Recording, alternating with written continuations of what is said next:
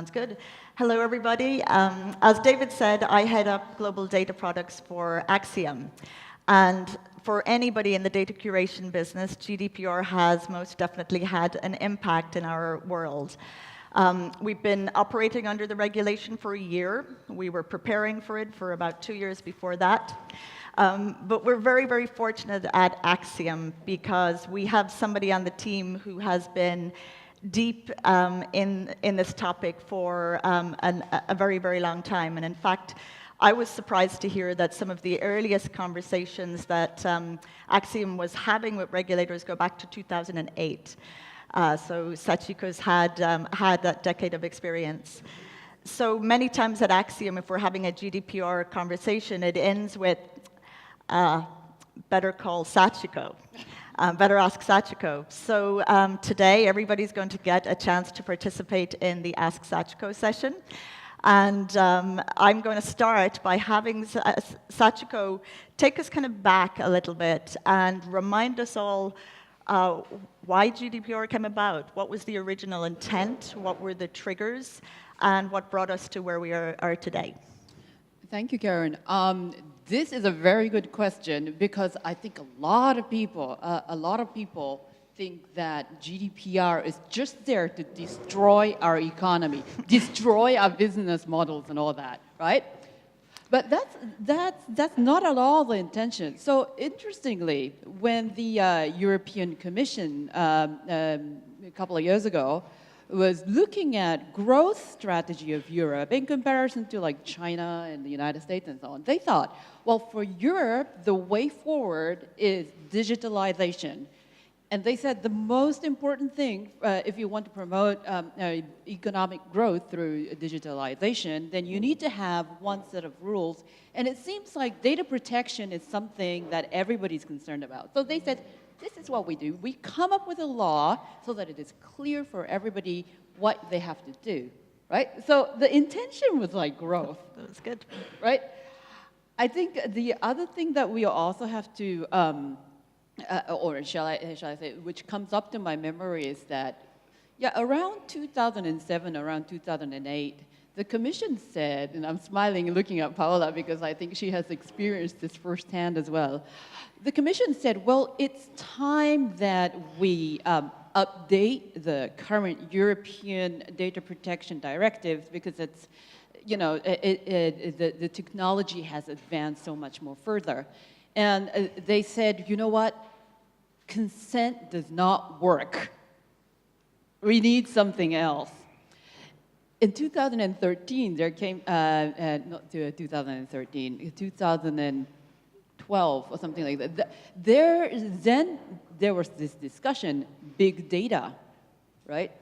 Big data is not really compatible with consent. Oh my God, what are we going to do?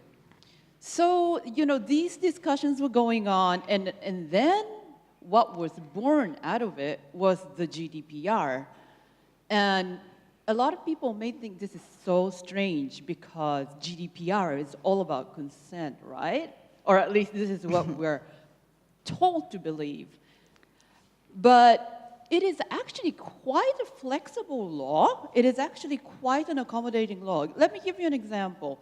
You have this thing called the legitimate interest. So GDPR says, you know, you have 6 different legal grounds upon which you can base your using your data. Well, consent is just one of them. And the early days, the European Data Protection Supervisor, Giovanni Buttarelli, has kept on saying, look, first of all, look at all the 5 grounds. And if you find anything, fine. But if you don't find anything as a last resolution, use consent. Well, now it seems like we have gone quite far away from that. But legitimate interest is still there. 2 other things. There's this thing called the approach to what you can do is also determined by how big the risk is.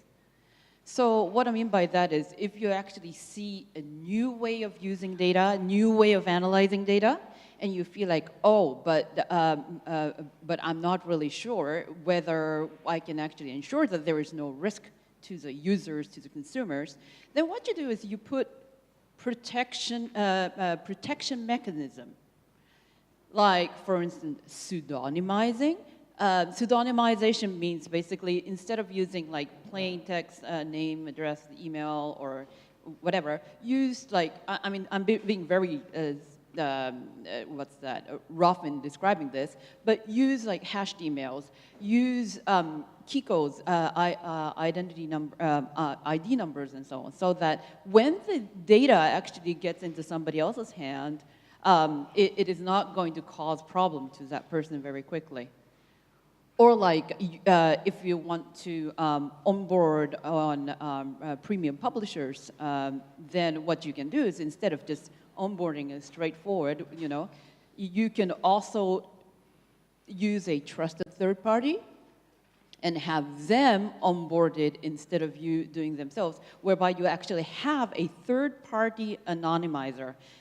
When you take these measures, you know, many things that we are currently seeing as a hurdle, or many activities which a lot of consultants see as, oh no, you have to have consent, are actually feasible without them.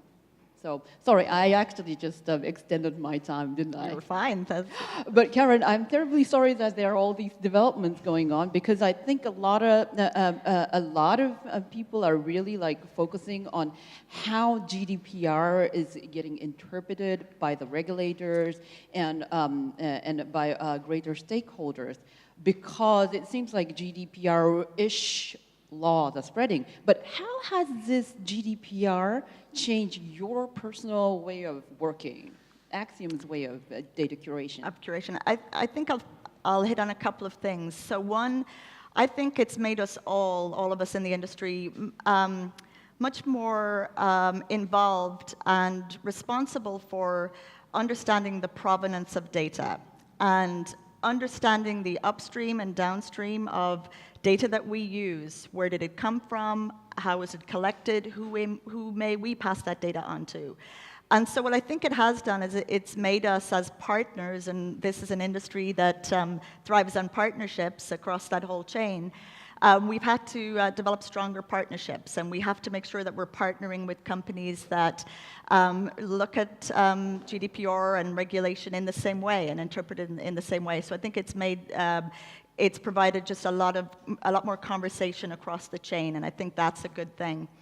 I think another thing that it did, certainly for a company like Acxiom, is it, and for the industry, it forced this kind of big refresh of data kind of across the whole industry. And it's kind of like if you're moving house, and I've moved house a lot, the one thing I like about moving is that it makes you just look at all your stuff, and it makes you, you know, throw out the stuff that just won't fit you anymore, and it makes you clean up, right? And I think that is that's been very positive. It sort of forced a whole industry to look at its practices, processes, how it handled data, and how it moves data back and forth in the ecosystem. And I think that's been good too. But I know for me, for everybody else, and certainly for anybody who's trying to develop products for the coming years, you know, we all have questions around what's coming next. What do we need to prepare for? How do we future-proof what we're doing? And you know, I'd like you to talk about that a little bit. I know there's a couple of things that we should all sort of prepare for in the next 2 years and beyond. Well, that's absolutely true. Speaking of Europe, we are actually this work has been ongoing for like 3-4 years now. There is a specific law that is going to govern digital data use, which is called e-privacy regulation. But it has been actually moving direction GDPR, so you know, to actually enable business growth and so on. But what happened was Cambridge Analytica. And since then, it seems like everything has actually just gone pear-shaped, and policymakers are actually talking about making everything consent-based, even non-personal, to some degree, even to non-personal data. But I think, but the good thing is, at least for us, the good thing is, now it seems there is this one group of people that still need to make up their mind how they are going to position themselves. They're called the council. they have not come up with a concrete opinion yet, right? So they can't get into a negotiation. And the latest that I heard is that it is not tabled in the June meeting. So considering the fact that they're having an election on the 25th of May, I think the earliest that we can expect something to happen is going to be like during summer or perhaps after the summer holiday. But then again, you know, that gives us the opportunity to once again get into a dialogue with these newcomers at the European Parliament, get into a dialogue with the next presidency, the Finns and so on, because it is not that the policymakers and the regulator, that they want to make sure that they suffocate the business and kill off European economy. This is not their intention. You may not believe it. Actually, what they want, the problem that they're having is they don't know. They don't know. They just know the scaremongering side. They only know the story that the newspapers feature. And so I think now it's more than ever, it's so important to have a dialogue. Just like Karen, you were having a dialogue with the upstream and the downstream companies that you're working with. I think it can be said the same to us too, like companies. Get involved with trade association like FEDMA, like the IAB, so that you can explain and regulators and the policymakers would have the opportunity to learn about what we do, because that's the only way to actually have a reasonable future. And be careful, because laws are considered as economic enabler. Perhaps some of you have heard Japan, so my country of origin, has recently been considered as having an adequate data protection level. And that basically now means that Japan can receive personal data from Europe as though Japan is in Europe. So guess what is happening all over the world? The UN, UNCTAD, the United Nations Conference of Trade and Development, they have developed a report saying there are currently 107 countries that are working on a data protection legislation or have one. And out of that, 66 of them are developing countries. Now get that, get that. So we'd better follow data protection as some of the basics when you actually think beyond the boundaries, beyond the CCPA, beyond the GDPR. So dialogue, trade associations, and don't forget data protection would be my message. Thank you. Thank you, Sachiko and Karen. You can see why we just asked Sachiko. Paula?